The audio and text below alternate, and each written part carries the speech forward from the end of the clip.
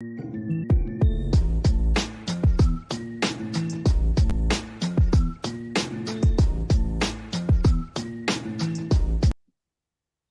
is up, everyone? Welcome to episode 11.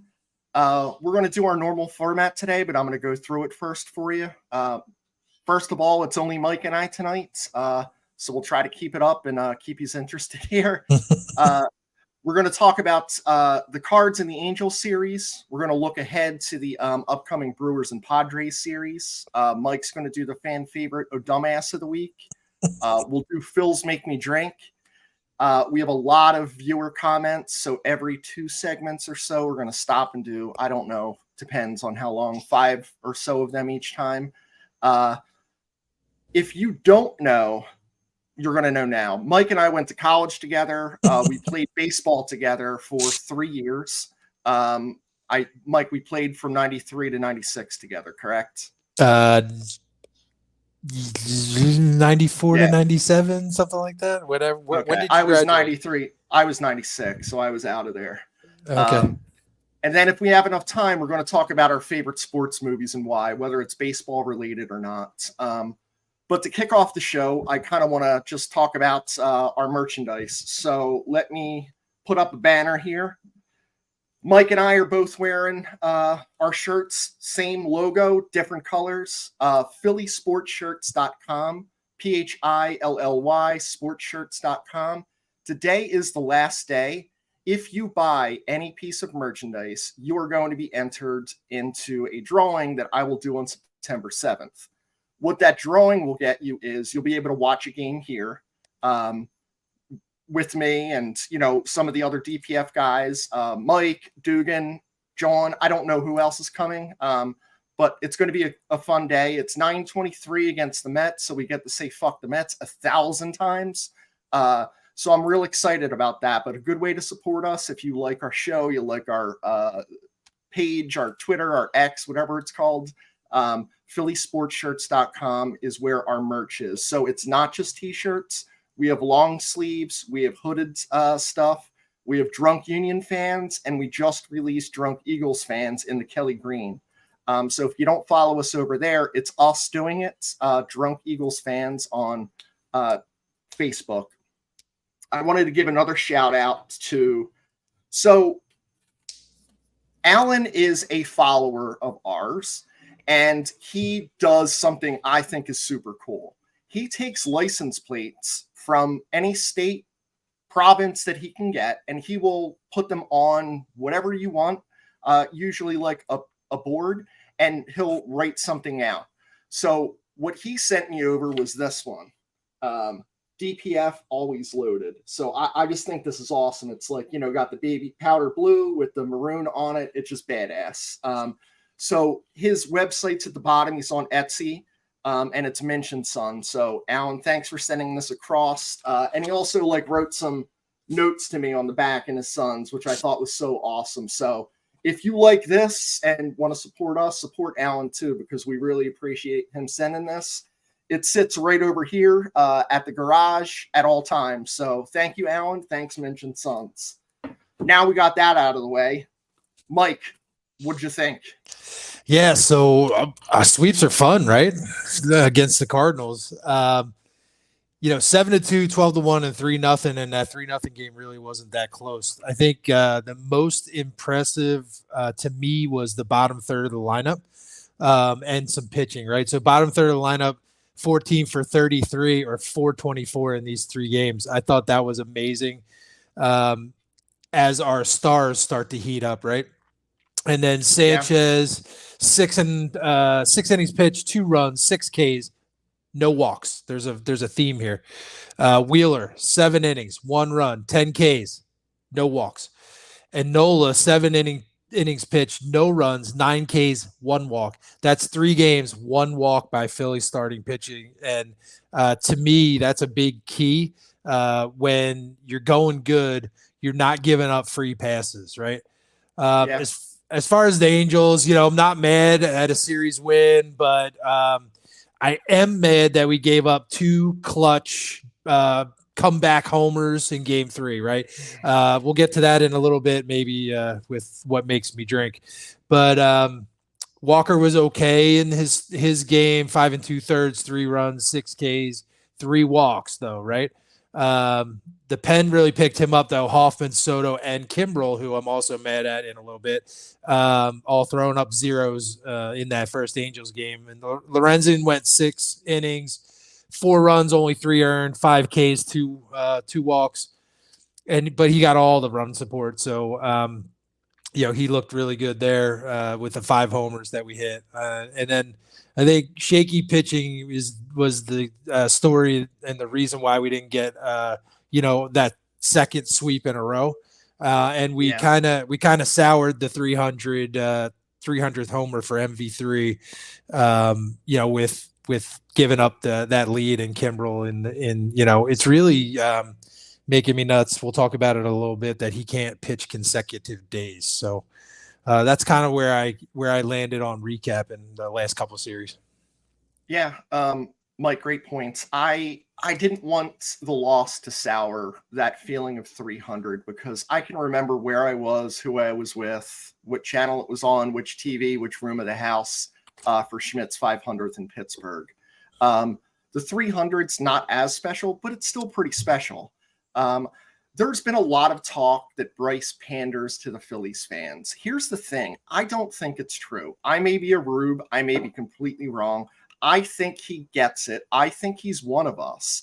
I think he's a throwback to like the 74, 75 Flyers type guys where like this dude is just going around, the corner bakery and picking up a fucking baguette to bring home. Like he's not having some, butler do it. Like I think Bryce is a man of the people. I think he gets it. I think he loves it here. I think him kissing the uniform and the Phillies logo was one of the most beautiful things. It soured because, again, they left a great homestand on a sour note. You more want them to lose the first game and then go out with 2, but it is what it is. The Phillies have scored 8.4 runs per game in August. It's no surprise when they've mashed almost 60 home runs, but 8.4 runs a game, and it's an average, right? So they could have scored 16 and 0, but it hasn't been that way. They scored enough runs to win. And Kimbrel, ERA isn't important as a closer. I get it, but it still is. Like at some point, he's still going to throw 50, 60 innings. So ERA is important. His ERA in August is 5.73. It's just not been good enough. I think Stubbs should have caught that. I think things change when he didn't get that third strike, right? There's no one on, there's one out. So the next guy hits a single, maybe everything changes. Right. But I think Kimbrel at times is grooving pitches and his fastball is incredibly straight at times. Other times it's diving and moving. But yesterday just wasn't one of those. He was too much over the middle and too much at the knees. So I just, it was disappointing. Regardless, the last 6 games are 5-1. And I'll kind of move into the kind of next segment here. So we have the Brewers and Padres. So I'll kind of talk about the Brewers first. Here's the beautiful thing. I think we are escaping Woodruff. And I think we are escaping Burns. So that's a beautiful thing. There's still Peralta, and he's decent, but he's not Burns or Woodruff. Milwaukee is another fraud team that I have no idea how they're this good, other than their pitching is pretty good and been good. So I'll give you a couple of numbers, and I'm just going to do rankings. So offensive-wise, the Phils are 4th in MLB in average at 261. Milwaukee is 26th in average at 235. These guys are winning low-run games because they're just not hitting. They're just not outputting. On-base percentage, the Phils are 7th in the league. Brewers are 20th. It's just, there's no comparison. Now, when you look at the pitching, it's a little bit closer. So 3.96 ERA for the Phils, which is 11th. And then it's a 3.94 for the Brewers, which is 8th. So that's close. They're a little bit better. It's that much of a difference. 200ths of a difference makes the difference between 11 to 3. Whip, which I think is important because that's, the walks and hits. Phils are 1.23 at 8th. And the Brewers are 1.21. their pitchers don't walk people. They just don't. I don't think it's a terribly big park over there, whatever the hell they're calling it now. But I feel like the Brewers are a team that if you catch their good pitching, you should probably lose 2 out of 3. We're not, so I think we should win 2 out of 3. Now, Peralta's a tough one, but guess what? We have our playoff lineup, if we make it, pitching. It's Wheeler, it's Nola, and Suarez is supposed to be coming back for Sunday. So what more perfect way to face someone that you possibly could see in the playoffs than, sending your 3 guys out there? Going on to San Diego, they're just a disaster. They're 11th in on-base percentage.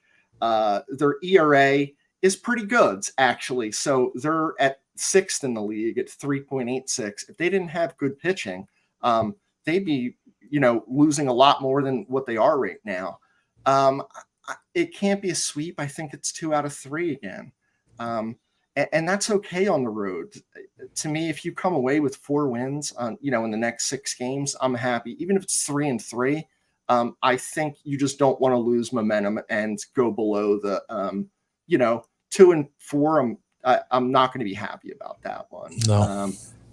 Mike, what do you have of the upcoming series? Yeah, I kind of went macro, and then I'll go into Brewers Padres. So just a quick look ahead. 28 games left, right? We're at 74-59, and we've won 7 of the last 9 games. Okay, so at that clip, we have 95 wins. It's 21-7. Okay, I know. We got 6 against the Braves coming, 3 against the Milwaukee. We're just going to talk about now. 3 against San Diego, then 3 against Miami, 3 more against the Cardinals that we just swept, 7 against the Mutts, who just remember. They've given up on this year and next year, they told Scherzer when they traded him, which is hilarious to me. Then 3 against Pittsburgh. So I remember saying 88 wins. I'm going to change mine to 91 or 92. Okay. That's how good I feel like they're playing right now. Yeah. And then going into the Brewers, they're 2 games ahead of the Cubs, who we talked about last week as being pretty hot right now in that Central. And I think to your point, we need 2 out of 3. So we get Wheeler, Nola, and Ranger was announced, and they have Peralta, our favorite TBD guy, and Miley, who is pedestrian at best. Peralta, pretty good. So let's see who TBD is. I don't know if that's a bullpen game or they're calling someone up or something like that, but I couldn't find any data on that. And then what I think is going to be important is JT's starting to wake up. Our young guys have been staying hot while the superstars are heating up, and I think this one's a fun series. Just because they're going to be trying to hold on to that 2-game lead, and we're going to be trying to, win as many as we can to stay ahead in that wild card race. Yeah. And then Padres, to your point, man, they are 10 games under 500, but could be much worse. Their pitchers are keeping them in games. Their superstars are struggling, and I chuckled. All their superstars were kind of guys that were possibilities to come here. And so I think we really we chose well during that free agency run that we had the last couple of years, dating back to, Harper a few years ago. That said, we struggle on the West Coast. I think Dugan said it last week or the week before, right? So we need to get that monkey off our back, because at some point we may need to go and play the Dodgers, in a playoff situation. I'd really like to see 1 or 2 of your laughers, one of those ones where they score 1 or 2 in the first, 1 or 2 in the second, in the third or fourth, 1 or 2. And all of a sudden by the 6th inning, it's, 6, 7, 8 to 1 or 2, so that we can get, a little bit of pressure off of the bullpen. And then I just don't want, those folks that are chasing the the wild card for with us to think that they have a shot, and I really don't want the Padres hanging around. When we get to the 6th, 7th, 8th inning, it's 1-0, and they think they have a shot to take a couple of games from us. So that's kind of my thoughts there. Yeah, I mean, we want the number 1 wild card because we get home games here. I don't want to have to do what we did last year and run the gauntlet always on the road. I mean, it worked out. The Phillies are a good road team, but shit, I'd like to see whoever's coming in here and try to win, 2 games. It's going to be incredibly difficult. Another thing that I wanted to mention about the last week's games is or the last game is, how about Brandon Marsh? This dude almost had 5 walks. It's the discipline that's being shown, and that's one thing that I've seen different. It's not great still, but there's a better discipline in not swinging at the nonsense pitches, and know if they're 0-1, they're not going to throw a strike to some of these guys. And then they just started not swinging. JT, not as much, but he's starting to learn. 0-1, they're not throwing him a strike ever. It's never a strike. Look at all the video. It's not a strike. It's always a slider outside or something in, and then they go slider outside. So I'm going to go to some viewer comments now. So on our Facebook and Twitter, when we set up the post for the event, just write your comments there. And that's what a lot of people did. So I'm going to start reading them off, and I'll dish them back forth to Mike and I. And then we'll get to some comments that are in the actual live chat now. So Chal DeChico wants to know, with the way Harper is playing first base and our young core of outfielders, where does Hoskins fit in? Do they try to trade Schwarber and have Hoskins everyday DH? Trade Hoskins? Some tough decisions. Mike, what do you think they do here?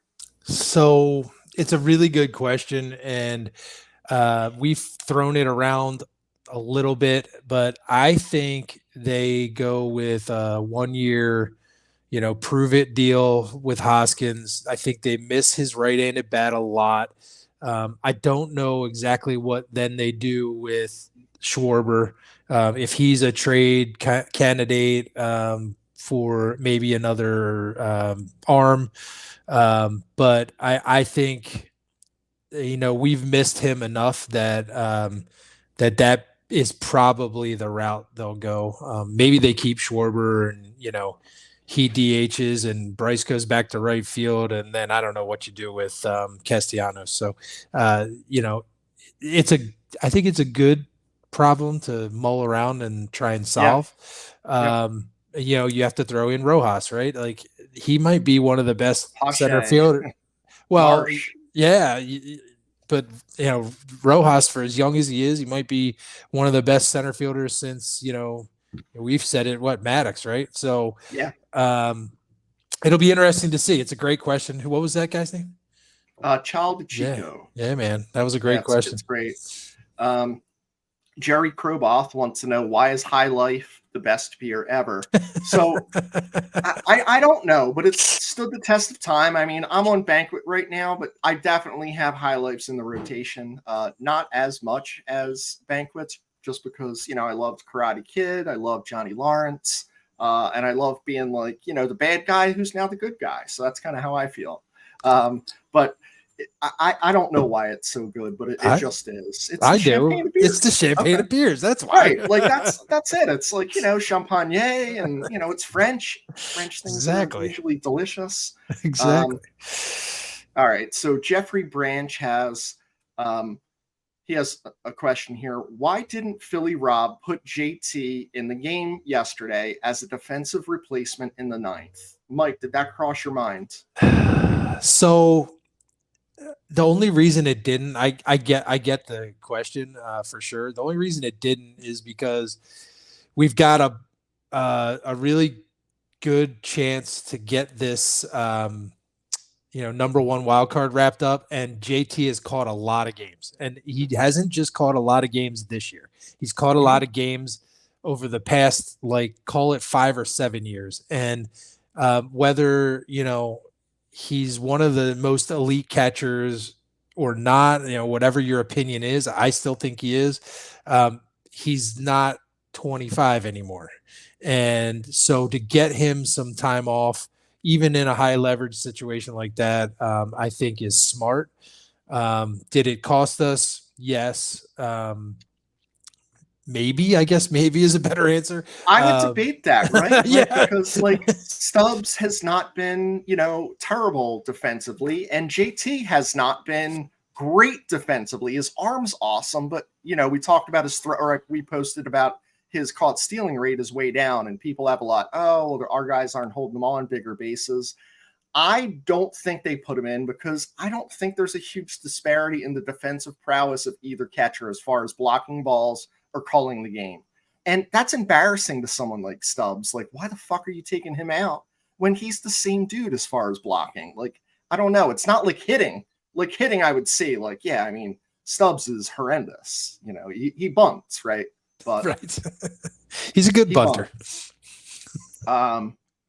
Andy Adelman wants to know, why are so many people enamored with Rhys Hoskins? I'll take this one. And, Mike, you can have your viewpoint on this one too, of course. But I was a see you later Rhys guy after last year. And then I kind of saw something was missing, something in the clubhouse, and then, a little bit of the right-handed bat. And I don't know if it's as much as the right-handed bat now because, like, what are we talking about? We have JT, we have Castellanos, we have Turner. What more fucking right bats do you need than that? I think that there was some intangible that, Rhys brought that I did not appreciate, and I should have. And I didn't see it, and I didn't know as much how much of a leader he was. So I think that's what it is. But I think most of all, when you say his name, you don't think of errors at first base anymore. You think of the bat slam. That holds people's attention. That's what they remember. They saw the passion. We have the passion, and they feel like he does. So I think that moment encapsulated him into everyone's mind as like, he's one of us. And that was one of the greatest moments in the last 4 years, probably. Yeah. Just a little bit more on the intangible. You just said it, but you said it about Harper too. I don't think he puts that on, and I think he's always out in the community, and his his foundation is always doing something in Philadelphia, not like back in his hometown, wherever he's from. And so when the question is why are people so enamored with him? It's kind of a complete package, right? It's what he puts together on the field and what he puts together off of the field. And, I think they've highlighted his off-field activities more this year because he's hurt. And maybe I didn't understand, like you were saying, that part of his game, but I for sure, until the standing ovation and Turner got his head out of his ass, we were missing his bat. Yep. Yeah. No, absolutely. I'm going to go to a few of like the viewer comments now. Then we'll get back on. So Alex, hey guys, what's up, Alex? Thanks for joining in. Josh, got my shirt this week. It's great quality. Josh, thanks for saying that. I appreciate not only the support, but like it's very important to me, to Dugan, to Mike. Like, we're not putting out junk. We made sure Philly Sports Shirts does great quality stuff. This isn't like, those thin where it's going to wash it one time. Like, I literally, my 90% of my wardrobe during the week is DPF shirts. I've washed them, I don't know, probably less than I should have, honestly, because I wear them 3 or 4 days in a row, but they hold up excellently. Like, this is not a new shirt and it looks new, and it feels new. So thank you that. All right, Jason, thank you. Fuck the Mets. Everyone. Fuck the Agreed. Mets. Fuck the Mets. Harry, I'll be there the 24th, Fan Appreciation Day. That's cool. I don't know when they're doing that rolling thing, but I'm not going to go and boo them because I know I'm going to get hassled for saying that, but I'd like to. I'll boo them from home. Hopefully, maybe it's the 20th, some other day. All right, another one. And Harry's fuck the Mets. Cool. Appreciate it. Garrett checking in. Want a DPF shirt so badly, but I don't think you ship here to the Philippines. So, Garrett, IM us or DM us. Yeah. We will get it to you. If you want to buy this, we'll get it shipped to our house because, like, we have to pay for them too. These aren't free to us because, like, we made them. There's still a cost. we'll get it sent here. You give me your address, however many you want, and we'll send them out, and we'll figure out the shipping. You and I can split it. 100%. Something like that. So absolutely, we appreciate you being on. We're going to figure out a way to get you a DPF shirt in Philippines. That's amazing. Again, Nancy, the shirts are really nice. They have 2. Had them before August. Nancy, I appreciate the support. That's awesome. Buy more if you want, and you want to be added in because you bought them in July, added into the contest. We can talk about it and figure it out, and we'll take a vote of DPF guys and see if it sounds good. But if you're serious about that, do it, and we'll consider it. All right, one more. Basara Chris, yeah, like he is grooving pitches. It's just, when you can't control the fastball, then he gets behind. He's just kind of like, let me just get one over. He's not kind of throwing it where he wants to throw it, which is tough.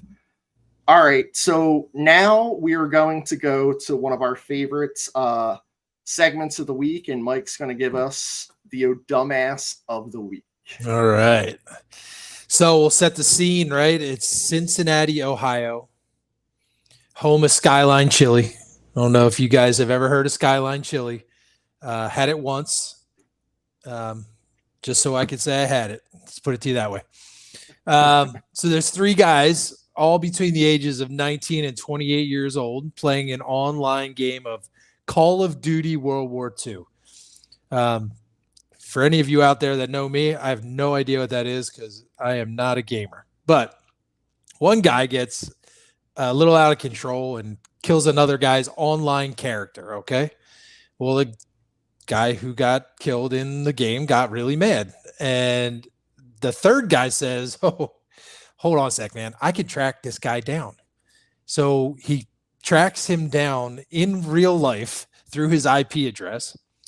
And he finds out he lives in Kansas. So he calls 911 in this guy's neighborhood and says that he just shot his dad and he has a gun on his mom. And they send the SWAT team. This is called swatting. This is an actual thing that people do. The SWAT team responds and finds no such scene at the home, obviously. So the cops are like, wait a minute, we got to find out, who actually called. So, through technology, they find out that it's a guy in Ohio. And they go to his house and they arrest him. And now he is serving 15 months in prison. All because somebody was playing a video game and killed his avatar, basically, in the game. So that is your Odumbass of the week. That's incredible. And I don't think that this is an uncommon story in some way, because I can remember my nephew, and he was young. And you got to remember he's, one of my, he has my genetics, so he just isn't right a little bit in the way that, like, he'll just say whatever he wants. So he's maybe 10 and he's playing one of those, like, first person shooter games. And he's like, getting pissed off, and he's like, fuck you, motherfucker, all this stuff. And then he's finally like, he doesn't know who he's talking to. He's like, my name's Josh. I live at blah, blah, blah, blah, blah, blah street. Come over and fight me. And I'm like, yo, dude, you're giving away your damn name and address on, random internet. Like, it's just crazy. Kids get so riled up with that stuff, man. Now it's like real life to them. I never heard of swatting until I saw that story. So I never heard of that either. I feel like we need to get, like, I need to figure out a button, because, like, after you say everything, I need to have someone that has, like, a cool voice that says, oh, dumbass of the week. There you go. Like, some, like, this is Jeopardy. Right. We need an announcer now. Yeah, we do. Like, we don't have good enough voices for that. But maybe someone does, and they can send us a sound clip, so that'd be great. Oh, that would be cool. So we're going to go into our next segment, which is just kind of like Mike and I are going to talk about the college years. So I'll tell you how this kind of came up. Mike and I talked via FaceTime. I don't know how long ago it was, but it was this year. And it was just kind of like going back and forth with these stories. Now, some of them, like, they're personal stories that you wouldn't get or wouldn't know the funny of them, because it's like the inside joke. So we're going to try to avoid those for the most part. But this might be a recurring segment, because we literally have thousands of stories of our 3 or 4 years together. We're not even sure what it was.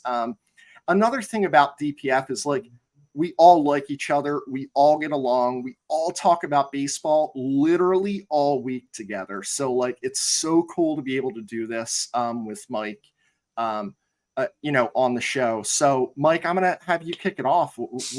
Where are you going to go with this? I'm so curious. I have so many that I thought, like, maybe we should say, but I'm going to go with everybody on the in the fandom knows that we're really high on protecting our players, right? And Mike and I were pitchers too. Right, we were pitchers. So and I'm gonna tell a story about me. I'm gonna try to other stories to either change the name or be anonymous, but I'll lead off with the plate when I pitched was mine. It was not the hitters.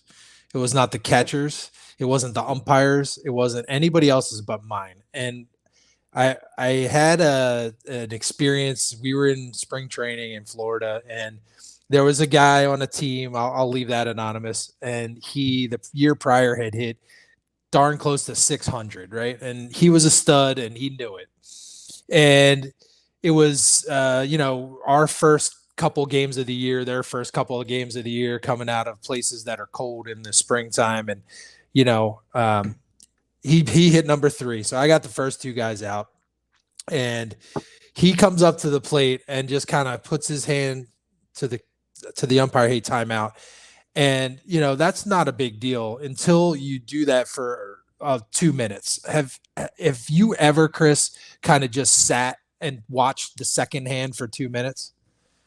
No, but you're stewing if you are. It's maddening. It's maddening. So I'm just standing on the mound, and this guy's got his hand up, timeout, and he's just digging into the left-handed batter's box for like literally 2 straight minutes. And I'm just standing there on the rubber, and I'm ready to pitch, and I'm getting madder and madder and madder and madder.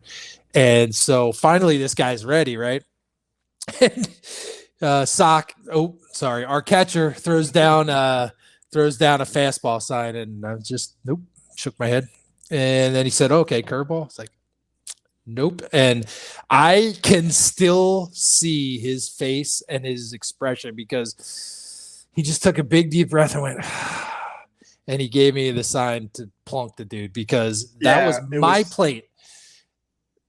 And you know what the sign was? It was middle finger, either like to the left-handed guy or the right-handed guy. And it was like universal for us. Like, he didn't always have to do it, but you wanted to let him know that you were doing it. That's you know right. What I mean? Like, because you were so pissed off. Sometimes you would just throw at him just because you wanted to. But right. You're like, This time it was intentional. What was not intentional, I meant to get him kind of like in that, back shoulder blade type deal, but it was the third batter of the game. So, umpire thought it got away from me, which it did a little bit. And, he ended up with a broken nose, and he didn't come back until the end of the second game. And I remember the end of that story is we're shaking hands and after the game too, and he's got like tape on his nose. He's got like black eye, and he's like, hey man, I'm not going to be digging in anytime soon. And I just was like, good, and shook his hand and kept going. So that's kind of my, it's one of the ones that I just remember vividly. Yeah. Mike, I remember that too. It was an ugly scene, but I was like thinking in my head, like, throw at him, and sometimes I even said that, you know what I mean? And it was stupid, because like, if you're starting pitcher, you're on the bench and like, you're saying stupid shit, the umpires hear you. And then, it ends up getting the guys in trouble. So I'm going to tell a story about my freshman year. So we would go to Florida, our freshmen, every year, and, play, I don't know, somewhere in between 10 and 13 games against a variety of D1 through D3, NAIA sometimes, but mostly D2. That's what we were at Philadelphia College of Textiles and Science.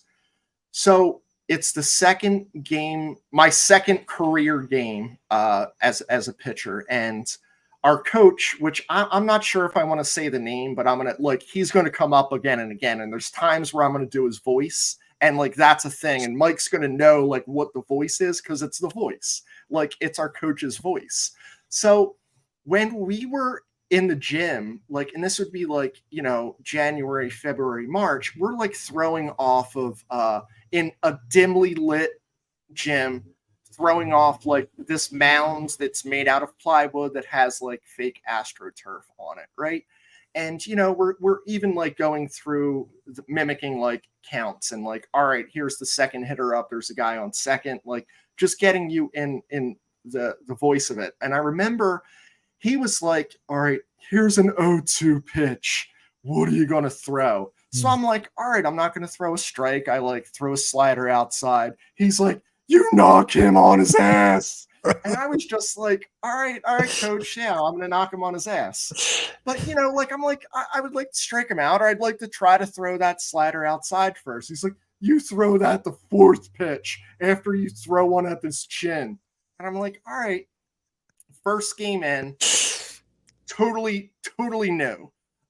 Came in the second inning. Everyone's kind of pitching an inning. We're like not even throwing to live batters at all up in Philly because it's like 30 degrees.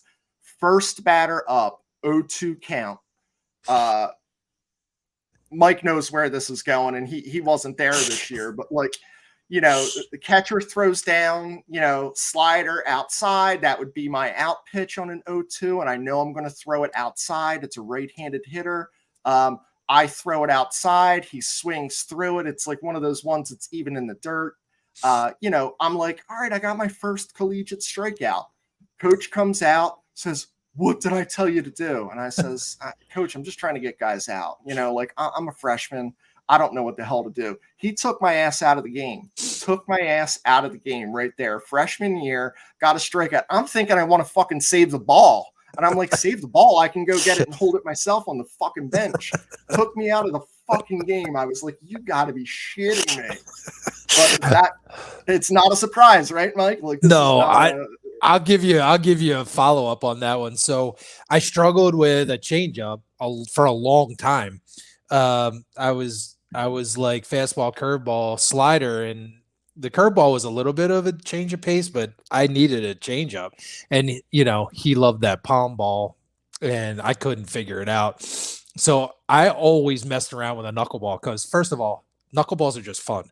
Second of all, I could get it close to the plate and do what I wanted to do, which was just give them a different speed, a different velocity look. Yep. So I'll say he didn't like the knuckleball. He told me many times, do not use the knuckleball.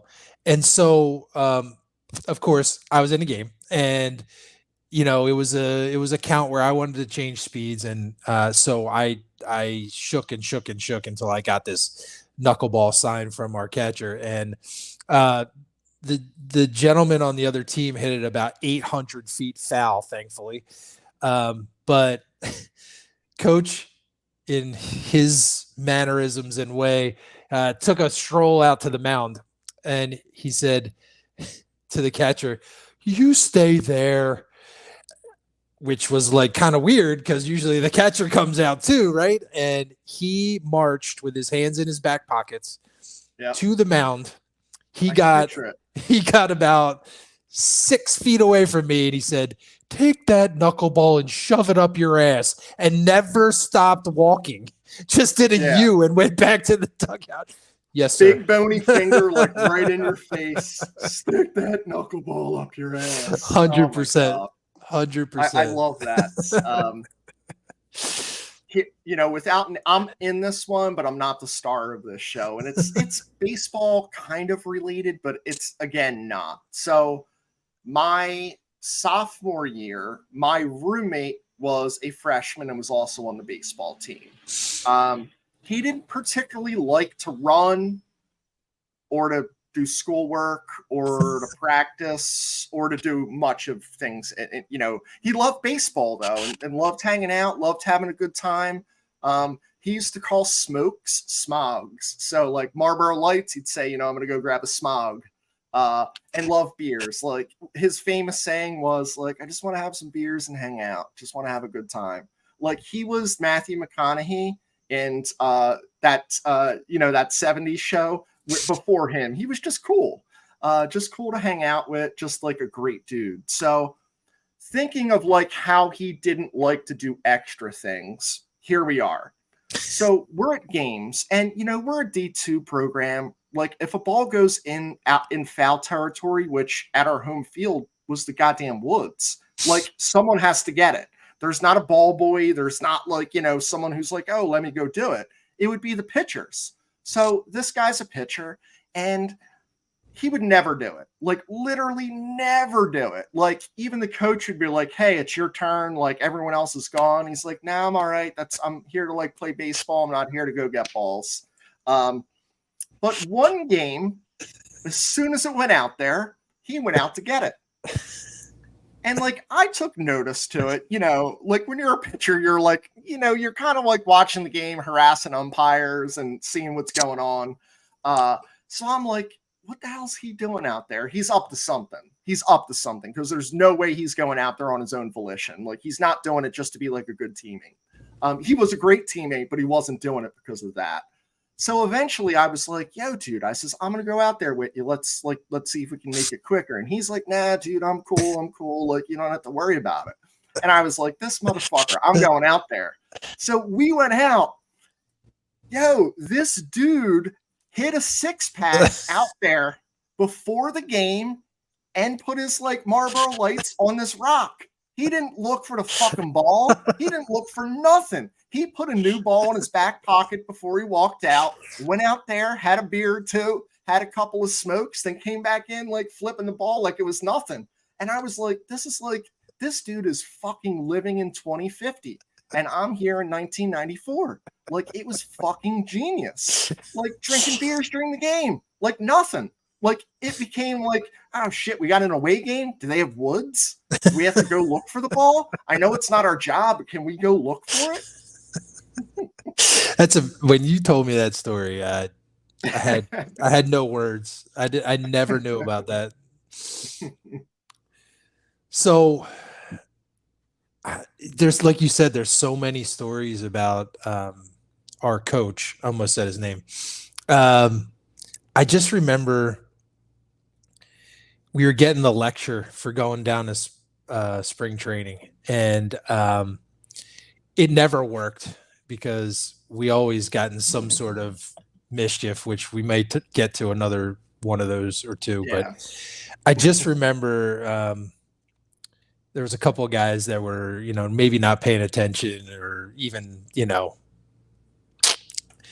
being a little bit disrespectful while he's talking about, you know, not drinking and not making sure that you're not embarrassing the school. And so he decided to call one of them out. And I just remember he says the guy's name and he goes, you know, 1 in 10 guys are gay.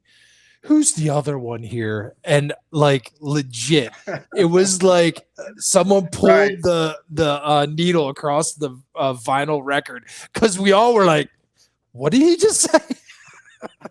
I mean, that's like a quick one that something I remember forever. Yeah. So a lot of them, like, and it's easy to do them with him because like he, you know, touched all of our lives in one way or another. Right. You know, and the one that I remember, and I got this my freshman year, it was new to me. And when I was a freshman, there was only seniors on the team, mostly, except for Stevie. I think he was the only one who was a junior. Like there was no one else. There was no sophomore. So it was like freshmen and seniors and maybe 1 or 2 juniors. It was like, you know, Kurt and Steve.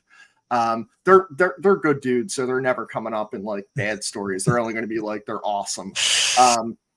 So we would get this talk again. It's like going down to Florida. And you know, it was the talk. As soon as we get down there, you know, our coach had a few rules. One of the rules was do not go to hotel happy hour in your uniform. Well, you can circumvent that by getting off the bus or the van and just taking your uniform top off and your pants off and taking your hat off. So we figured that one out pretty quickly. He didn't love it, but he was there too. He just wasn't in his uniform. He would go up and like shower first. He wasn't doing what we were doing. Like, oh, happy hour's almost over. Can we get 50 beers for this table? Is that cool? But he was telling a story of a previous college that he coached, and one of his players got jammed up because he was, talking to an underage girl or doing something with an underage girl. So his advice to us was, he's like, girls love baseball players. We call them cleat chasers in my day. He's like, if you want to engage in any activity, ID them first. And we're like, like seriously, like he's telling these guys like, all right, yeah, like I really like you, but I'm gonna need some identification just to check that, you're of age, whatever it was, I guess 18 or 21 at the point. But like, and like everyone's laughing, and his language is a lot more colorful because like everyone, when he says this, like here's the line that he says that like you couldn't hold a straight face. The first time you heard it, you're just like, oh, okay, like you're still kind of laughing inside, but you're a freshman because like you don't want to disrespect him, right?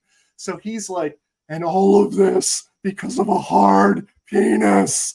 Got someone in jail, and we're like, like we're like 18 to 22-year-old dudes. He's saying this to us, and we're like, Jesus Christ. We're like, whatever, man. Like, yeah, like you could tell these dudes like that drinking this next beer was going to be bad for you, and I would say 9 out of 10 of the dudes on the team would have drank it. Or 10 out of 10. One of those. Well, yeah, it might have been 10 out of 10. Yeah. Mike, do you want to close it out with one more, and then we'll move on to our kind of next comments? Yeah, I'll kind of combine two because, again, it's our coach just kind of giving the color behind, what we were doing for a few years together. So we 100% of the time got lost on road trips, and we always usually took 2 or 3 Ram vans, so 15-passenger vans, right? We were the Philadelphia College of Textiles and Science Rams, so we called them the Ram vans. And so there were 2 things that you always knew.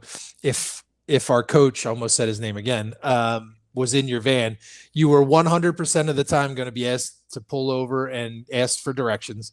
And you were 100% of the time, if he was in your van, going to be asked to pick the food that we ate after the game. And so one day I was lucky enough to be driving the Ram van with our coach in it. And we were going to New York. And even though we'd been there 100 times and I knew where we were going, he made me roll down the window.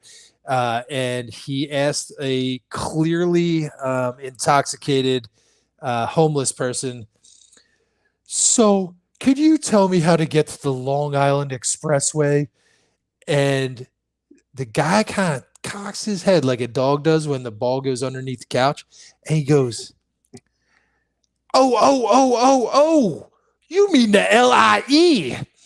And proceeded to tell us that literally it was the next exit to turn onto. And so fast forward, we go to play, wherever we were going, Queens or something like that. So we're on our way to the hotel, but we're going to grab some food. And it always went something like this. There's a Subway, a McDonald's, and a Buffett. What do you guys want to do? And from that first moment of me hearing that litany, my kids have heard that probably 1,000 times because I do it every single time we're trying to figure out where to go. And it was never a buffet. No, it was never a buffet. It was always a buffet. And what he was trying to say was Golden Corral, but he couldn't say it. So just a couple of more. I don't know, man. I could do this all night with you. And like you said, maybe we bring this segment back once or twice more. Yeah. Now this is viewer comments, like let us know what you thought about us just kind of like reminiscing and telling some of these funny stories, because I think as like the time goes on, they even get funnier because you'll be on the inside of these inside jokes. These ones weren't even the inside, and these were like more of the tame ones. And we're like, all right, let's start it off easy because like I don't know. And Mike, I want to thank you for not throwing me under the bus with any of these. Like I may or may have not been a part of any of those. We don't know. We don't know. Unnamed. There was unnamed players. I was the player to be named later, maybe. Who knows? Maybe, possibly.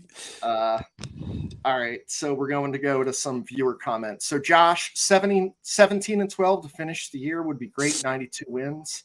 92 is, it seems attainable, but I think 90 is like I'm happy with. Sure. Anything less, if we're in the playoffs, I'm still happy, but I think 90 is where I would bet on.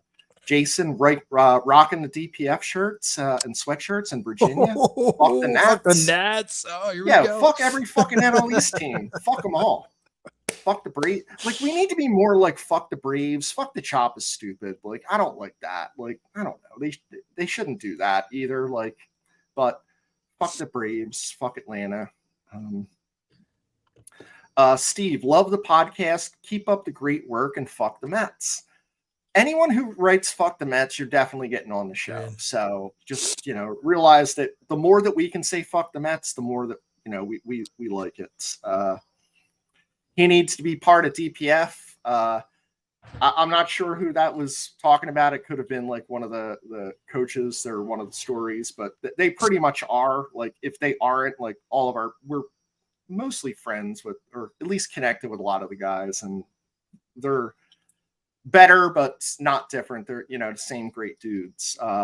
Harry again, fuck the Mets, but I played against Al Leiter, and being a pitching family, he threw hard in Little League. He used to break the batter's knuckles. Yeah, I don't know. Like, left-handers as a right-handed batter, like, I just hated batting against them. I felt like they always threw that tail and fastball, and I just never got around quick, and it was like, break you off. And it was always cold in March, and your hands would ring. Never good. Storm McCall, yo from Cali. Storm, I forget where you're from, but I'm guessing you're going to want to say fuck the Padres, fuck the Angels, fuck the Giants. Fuck else is out there? Fuck the Giants. Well, yeah, fuck Tan Dick. Yeah, Buffett. Like, anytime I see that, it's Buffett. I know it's like, it should be like, oh, it's Golden Corral Buffet or whatever the hell. I don't even know if they're around, but I'm like, oh, like, that was like his spot, man. And then he'd make us take off our hats. And like, it was the craziest thing, because like, when Mike was talking about, there was 3 Ram vans, like, there's 20 dudes that are going on a trip. Whatever one the coach was on, the other one's beers were being drank on. So like, we're going somewhere, and like, we're just pounding beers in this, like, university vehicle. And, and that was just the driver. Like, honestly, and it was so stupid back then. But like, take off the hats, and we're like, we smell like, a goat's asshole from playing. It's true. Smell like a brewery. And, he was worried about taking off the hats, like old school in that way. Mm-hmm. So some people took them off, some people didn't. Storm misses the East Coast. We are so loud and obnoxious. Yeah, I feel like, West Coast, and, Mike, you've been out there, I'm sure. I feel it's like, yo, brah, let's hang 10 and let's get sushi, and I'm a vegan. I don't know. I feel like that's what they are. And they're probably like, you guys are like, fuck you, motherfucker, asshole, dick snot. It starts in Ohio. They all think we're crazy because that's the furthest west I've lived. And they're like, you're from Philadelphia? You guys throw batteries at Santa and, all that cliche shit. And, couple beers in, we're best friends. Fuck the Mets and the drunks from Milwaukee. Mark, I agree with that. Let's go out there and give Milwaukee a beating and let them know that they shouldn't be in our same atmosphere. You can win the NL Central, but who can't? Whoever the last place's team is probably not far from the first place team. Don, Yo, Don is my man. Fuck the Mets. Everybody hit. Woohoo. So Don is the original everybody hit guy. Oh, He's not, but Don, we play Strat together. Well, we play Strat and talk about it a lot. Don's a great dude. So thanks for tuning in. I appreciate that, Don. Oh, yeah. Storm, I remember now. Redding, California. I feel like, Redding was in like Mayans MC or that other one with Jax. Like, I wanted to watch that Jax show, but I was like, I don't know. I felt like there was a twinkle in my wife's eye, and I was like, fuck this show. I'm not watching this no more. Fuck Jax. Fuck this shit. that's the I'm reason not why I watching would watch it. Oh my goodness. All right. So we're going to go into our last segment, which is going to be, what's your favorite sports movie and why? Mike, kick it off. What do you have? And it doesn't have to be baseball. It can be anything. Yeah, I have 3 baseball movies. And I have 3 different reasons. So, The Rookie. I don't know. You might have been graduated already, but my last year, my dad used to say when you go to college for 8 years, you're usually a doctor. So my last year, I don't even know what to call it. I tweaked my elbow a little bit, and Bob, our trainer, used to get me on the field with a lot of basically stim, duct tape, and spit, and get me out on the field. But afterwards, it was a little bit of a struggle. I played a couple years after school in like a semi-pro adult league, whatever. But we always talked about, my wife and I, like, hey, if I ever got it fixed, would I try and pitch again when I was in my like late 20s, early 30s, that kind of thing. That ship has sailed, but when that movie came out and we saw it, we kind of looked at each other. We're like, yo, somebody was talking to us or listening to us talk one day, and Alexa got the movie, got this movie. I just think it's cool that, he brings his daughter, who's like in diapers, to the tryout, and he's like almost going to leave, and he goes out on the road at night and throws into the speed trap basically, and he's throwing like 92 or whatever, except that the thing is broken and he's really throwing 98. And I don't know, the whole story I think is cool. Very cool. And his team, all like his high school team, all comes and supports him and stuff when he gets called up. So it's got the feels. I love Bull Durham. I don't know if that's on your list. I'm probably pretty sure that all these are. I like that one for the kind of inner workings of how the minor league system works, the characters as well, and the story. But like, you get a little bit of an insight on how it works at that level in that movie, especially when Nuke gets called up, right? Hey man, we're gonna go with somebody else, and the coach is fucking pissed because Crash is about to break the home run record, and so on and so forth. So and I found out that candlesticks were a really nice gift for a wedding, and I didn't know that until that movie. That movie definitely made that come up, like, at multiple mound visits, like, for each of us, I have to assume. Like, if no one had anything to say and you just want a breather, like, oh, we need a live chicken. Right. Exactly. And then Field of Dreams, for all the reasons people talk about, right? Like, who wouldn't want to have one more catch with your dad, right? When you ultimately have done the craziest shit that anyone that was a farmer had ever seen, right? So, and the "if you build it, he will come" thing. I don't know. I probably quoted that 1,000 times. So, when I thought about the rest of the like sports movies, I've got ones I like, but those 3 kind of stood out to me. Yeah. I'll go with one that's different first, and then I have one that's the same, and I'll kind of talk about my reasons why. So I love The Natural. Just the whimsical nature of baseball to me. And it wasn't only that, it was like when it was released. So it was 84, year 10. I feel like 10, like as a kid or as a boy, at least, is like one of the most magical years. Like, it's just awesome. I can remember watching that, and the opening scene with that, the soundtrack that opening scene where he's throwing the ball, you know, with his dad. And like, that's the least, the not as popular dad catch. But like, it's this, you don't know where he is, just some farm and he's having a catch. And then eventually he's throwing it against the barn door and, you know, drawing this square with chalk. We did that. Like, that was just like, you know, and then you see that and it's an absolute dream. Redford is an incredible actor in it. I just, for all the right reasons, you know, it kind of has that rookie feel to it, right? He went and got shot, which was like a true story. And it was actually a Philly that got shot, Eddie Wakus.